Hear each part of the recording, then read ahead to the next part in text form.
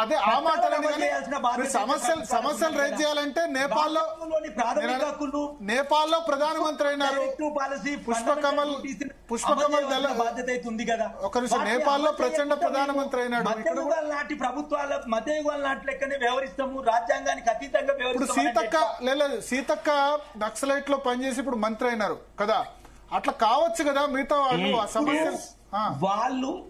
ఒక విషయం భరత్ గారు, చంద్రకుమార్ సార్ చెప్పిన సిద్ధాంతానికి నిజంగా ప్రజల నుంచి భరత్ కుమార్ గారు, చంద్రకుమార్ సార్ చెప్పినట్టు ఇవాళ అన్ని విషయాలు చర్చిద్దాము. మేము కాల్పుల విరమణ ప్రకటించినాము, మీరు కూడా విరమణ ప్రకటించండి, ఎవరి పద్ధతి లోపల వాళ్ళు ఉందాము, మధ్యవర్తులు చెప్పినట్టు విందాము, మేము వస్తాము చర్చిస్తాము అని అంటే మీరు చర్చించడానికి వీల్లేదు అని చెప్పేసి ఒక బాధ్యత గల ప్రభుత్వం అంటదా? అంటే నాగాలాండ్ లో ఏం జరిగింది, మిజోరాంలో ఏం జరిగింది, అదేవిధంగా అస్సాంలో ఏం జరిగింది, త్రిపురలో ఏంలో జరిగింది, ఇవన్నిటి సమస్యల పట్ల చర్చించలేదా? నిన్నట పాకిస్తాన్ తోటి చర్చించలేదా? జెనీవా ఒప్పందం ఏం చెప్తుంది, రాజ్యాంగం ఏం చెప్తుంది, సుప్రీంకోర్టు తీర్పులు ఏం చెప్తుంది? శేఖర్ గారు చెప్పడం లేదు. ఇప్పుడు శేఖర్ గారు, ఇప్పుడు వాళ్ళు ఏమంటారంటే చర్చలు అంటున్నారు, చర్చలు రెడీ, తుపాకులు పక్కన పెడతాం, పీస్ సీజ్ ఫైర్ కు రెడీ అని చెప్తున్నారు. సరే, మీ ఉద్దేశం ఏంటంటే ఇప్పుడు మావోయిస్టులు కనుక చర్చలు చేస్తే మళ్ళీ బలం పొందుతారు అని చెప్పి చూడండి. కానీ ప్రభాకర్ గారు ఈశాన్య రాష్ట్రాలకు పోయిన రోజు లేదో నాకు తెలియదు, కానీ ఈశాన్య రాష్ట్రాల్లో చాలా సమస్యలు అన్నా నేను. ఉదాహరణకు ఇప్పుడు లాల్డెంగా గారు అన్నారు, మిజోరాంలో మేము సపరేట్ దేశం కావాలని ఆయుధ పోరాటం చేసిండు. ఇందిరాగాంధీ మిలిటరీ ఆపరేషన్ చేసి చచ్చిపోయిన మొత్తం సీజ్ ఫైర్ అయింది, డెమోక్రటిక్ సిస్టమ్కి వచ్చిండ్రు. ఫస్ట్ సీఎం నువ్వు సీఎం కావాల్సుకుంటే కావాలన్నా వినండి, ప్రభాకర్ గారు వినండి.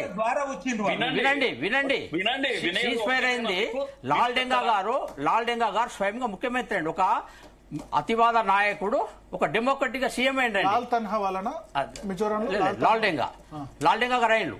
రెండో విషయం మీకు చెప్తే వినండి, ఇప్పుడు బోడోస్ ఉన్నారు, సపరేట్ బోడో ల్యాండ్ కావాలా, సపరేట్ దేశం కావాలా, సపరేట్ రాష్ట్రం కావాలని చెప్పి పోరాటం చేసిండ్రు. తర్వాత అడ్జస్ట్ అయిన్లు, కొన్ని రకాల చర్చలైనా అడ్జస్ట్ అయిన్లు, మొత్తం ఆయుధాలను తీసుకొచ్చి అక్కడ వినండి చంద్రకుమార్ గారు వినండి, నేను ఈశాన్య రాష్ట్రంలో ఉన్నా, సీజ్ ఫైర్ ఎట్లయితే నాకు తెలుసు, మొత్తం సంబంధించిన ఆయుధాలన్నీ తీసి అక్కడ పెట్టిండ్రు. ఇక్కడ నుంచి ఇగో ఈ ఆయుధాలు ఇక్కడ ఉంటాయి, గవర్నమెంట్ సెక్యూరిటీ ఉంటుంది, వాళ్ళ సెక్యూరిటీ ఉంటుంది, ఈ ఆయుధాలు మేము వాడం. చర్చలు జరిగేంత వరకు కూడా ఈ సీజ్ ఫైర్ ఇట్లా కంటిన్యూ అవుతుంది. మొత్తం డిక్లేర్ చేయమనండి, ఆయుధాలన్నీ తీసుకురమ్మనండి. ఎక్కడెక్కడ కర్రెగుట్టలలో ఉన్నాయా, అంబుజ్మట్లో ఉన్నాయా, అర్బన్ నక్సలైట్ల ఇళ్లలో ఉన్నాయా, హైదరాబాద్ లో మొత్తం బయట తీయమనండి, ఒక దగ్గర పెట్టమనండి, ఇక్కడ నుంచి ఈ ఆయుధాలు వాడమని చెప్పమనండి. అది సీజ్ ఫైర్ అంటే. నాగాలాండ్ లో సీజ్ ఫైర్ అయింది, మొత్తం ఒక 5-6 ప్లేసెస్ లో మొత్తం సీజ్ ఫైర్ అయిన తర్వాత AK-47లు, మెషిన్ గన్స్ అన్ని నా NSC అన్ని వాళ్ళు తీసుకొచ్చి ఒక దగ్గర పెట్టిండ్రు. మిలిటరీ అక్కడ ఉన్నారు, ఇద్దరు కలిసి కూర్చున్నారు, వాడొద్దని చెప్పిండ్రు.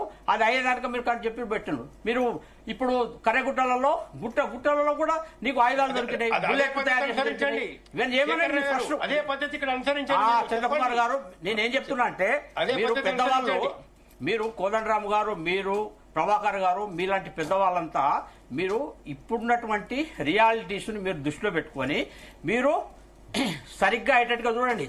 ఈ ఉపన్యాసాలు మీరు చెప్పే ఆర్గ్యుమెంట్స్ అంతా మా బీజేపీ వాళ్ళకు లేకుంటే గవర్నమెంట్కి చెప్పుడు కాదండి. మీరు ఇదే మాట మావోయిస్టులు కూడా చెప్పండి.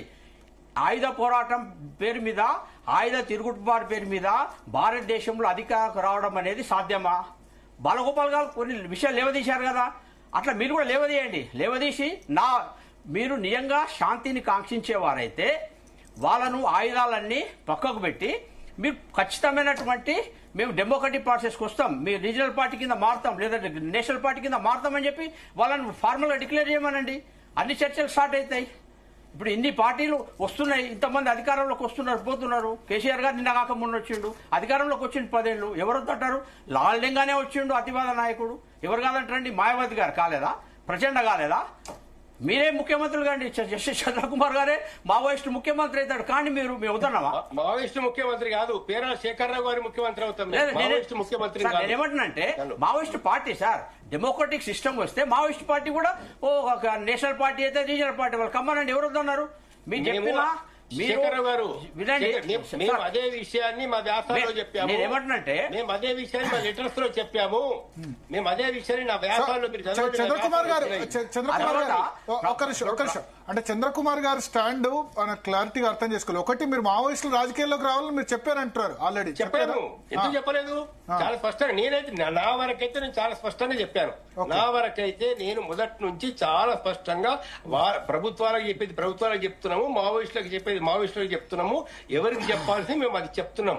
మేము ఒక సమాజంలో పెద్దవాళ్ళుగా లేదా పేద వర్గాలకు క్షేమం కోరేటటువంటి వాళ్ళుగా, రాజ్యాంగాన్ని గౌరవించే వాళ్ళుగా మేము ఎవరెవరికి ఏం చెప్పాలో చెప్తున్నాం. రాసిన వ్యాసాలు ఉన్నాయి, చదవండి. పత్రికలు కూడా వచ్చినాయి.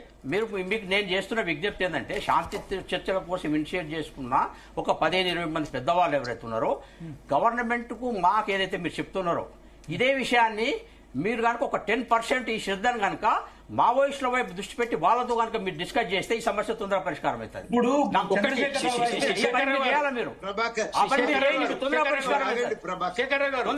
ప్రభుత్వంతో మాట్లాడి మీరు ప్రభుత్వంతో మాట్లాడి మాకు సేఫ్ ప్యాసేజీ కలిగించండి, అక్కడికి మేము వెళ్ళి మాట్లాడతాం. మీరు ప్రభుత్వంతో మాట్లాడి మాకు అక్కడికి వెళ్లే అవకాశం కల్పించండి, మేము తప్పనిసరి మాట్లాడతాం. మేము ప్రజాస్వామ్య ప్రక్రియకు వస్తాము, ఆయుధాలను వదిలేస్తాము, ఆయుధాలు మొత్తం సరెండర్ చేస్తాము. మేము ప్రజాస్వామ్య ఆయుధ పోరాటం అనే ఒక సమస్యలకి వెళ్ళి మేము బయటకు వస్తున్నాము. మేము ప్రజాస్వామ్య ప్రక్రియలో రాజకీయ పార్టీగా, ప్రజాస్వామ్య రాజకీయ పార్టీగా మారుతాము అని చెప్పి ఒక పాలసీ గత కొద్ది రోజులుగా శాంతి చర్చలకు సిద్ధం, కాల్పుల విరమణకు సిద్ధంగా ఉన్నామని మావోయిస్టులు ప్రకటిస్తున్నారు అంటున్నారు. అంటే గత అనుభవాల దృష్ట్యా ప్రభుత్వం శాంతి చర్చలకు నో అంటుంది అనుకోవాలా? చూడండి, ఇది ఇంతకుముందే మురళీ మనోహర్ గారు చెప్పారు. ఎందుకంటే గతంలో శాంతి చర్చల అనంతరం మావోయిస్టులు తమ బాధ్యతని విస్తరించుకున్నారు కదా. వాళ్ళ ఫిలాసఫీ, వాళ్ళ రాజ్యాంగం వాళ్ళు మార్చుకున్నంత వరకు ఇది కేవలం వ్యూహం, స్ట్రాటజీ కిందనే ప్రభుత్వం భావిస్తుంది. మాలాంటి సామాజిక సంస్థలు కూడా భావిస్తుంది. ఎందుకంటే మాకు అనుభవం ఉంది. 100 మందిని మేము కోల్పోయినాం, వేలాది మంది కోల్పోయినారు. సిపిఐ, సిపిఎం, కాంగ్రెస్, తెలుగుదేశము, ఆ తర్వాత ఓంకార్ పార్టీ, ఎంతమంది చచ్చిపోయినామండి. ఎంతకాలం చావాలి? మేము అందుకే ఒక విషయం చెప్తున్నాం శేఖర్ గారు, మీరేంటంటే పాత విషయాలు మైండ్ లో పెట్టుకుని ప్రిజుడీస్ తో, అంటే ఒక పక్షపాతమైన గతం దృష్టిలో పెట్టుకుని ఈ రోజు ఉన్నటువంటి వాస్తవ పరిస్థితులు మీరు గమనంలోకి తీసుకోవడం లేదు. ఈ రోజు ఉన్నటువంటి వాస్తవ పరిస్థితిని మీరు గమనంలోకి తీసుకోవడం అంటే గత అనుభవాల దృష్ట్యా ప్రభుత్వం శాంతి చర్చలకు నో అంటుందా? ఎందుకంటే గతంలో శాంతి చర్చల అనంతరం మావోయిస్టులు తమ పరిధిని విస్తరించుకున్నారని, అందుకే చర్చలకు ప్రభుత్వం నో చెప్తోంది అనుకోవచ్చు. అట్లా చెప్పడం లేదు కదా ప్రభుత్వం. చెప్పడం లేదు కదా ప్రభుత్వం, అట్లా డిక్లేర్ చేయడం లేదు కదా. ఇప్పుడు మేము శాంతి చర్చలు వాళ్ళు కలిసి చర్చలు జరపండి అని మేము ప్రభుత్వానికి మావోయిస్టులకు చెప్పింది. మావోయిస్టులు ఏమన్నారు? మేము చర్చలు చేస్తాము అని అన్నారు. అంతవరకు మీరు ఆయుధాలు వాడము చెప్పారు. అలాంటప్పుడు ప్రభుత్వం ఏం చేయాలా?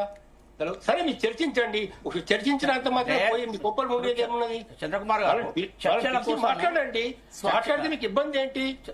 కోదండరాం గారు స్పందన అడిగిన క్వశ్చన్ మీద ఏదో రియాక్ట్ అవుతున్నారు, మీరు చెప్పండి. వాస్తవం కాదు అన్నారు. గతంలో శాంతి చర్చలు వల్ల ఉద్యమం పెరిగిందనేది వాస్తవం కాదు.